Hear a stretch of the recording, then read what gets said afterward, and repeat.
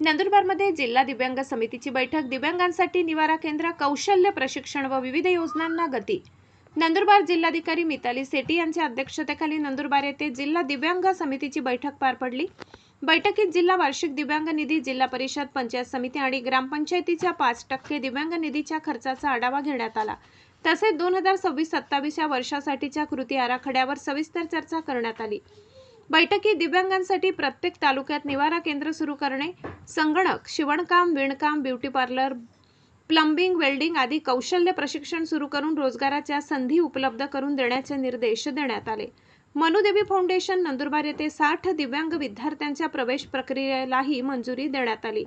याशिवाय दिव्यांग विद्यार्थ्यांना वार्षिक शैक्षणिक सहाय्य, बेडवर खिळून असलेल्या दिव्यांगांसाठी घरगुती सुविधा, औषधांसाठी आर्थिक तरतूद तसेच UDID कार्ड त्वरित उपलब्ध करून देण्याबाबतही निर्णय घेण्यात आलाय. राष्ट्रीय अपंग विकास महासंघाचे राज्य उपाध्यक्ष शिवाजीराव मोरे यांनी जिल्हाधिकाऱ्यांकडे विविध मागण्यांचे निवेदन सादर केले. शासकीय कार्यालय दिव्यांगांसाठी बॅरियर फ्री करण्याची मोहीम जिल्हाधिकारी कार्यालयापासून सुरू करण्यात येत असल्याची माहिती देण्यात आली. तसेच संजय गांधी योजनेचे अर्ज, सिव्हिल रुग्णालयातील सुविधा, बस सेवा, अंत्योदय रेशन कार्ड वितरण आणि ग्रामपंचायतीकडील 5% दिव्यांग निधीची प्रभावी अंमलबजावणी यासह विविध प्रश्नांकडे लक्ष वेधण्यात आले.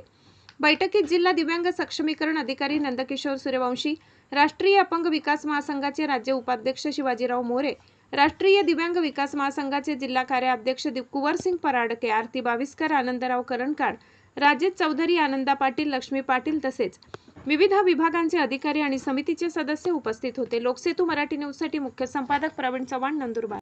नंदवैभव न्यूजसाठी मुख्य संपादक जितेंद्र जाधव, नंदुरबार.